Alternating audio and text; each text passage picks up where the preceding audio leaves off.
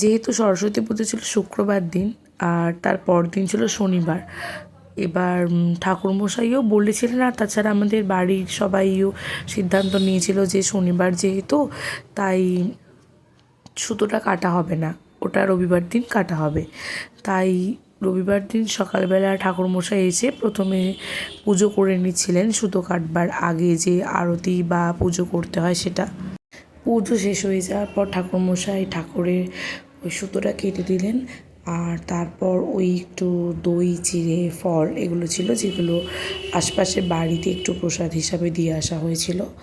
তো বিভিন্ন ব্যস্ততার জন্য এই ব্লগটা আর বিসর্জনের যে কিছু ক্লিপস বা ভিডিও আছে সেগুলো তোমাদের সাথে এখনও শেয়ার করে উঠতে পারিনি, তবে সেগুলো এবার খুব তাড়াতাড়ি শেয়ার করে দেবো।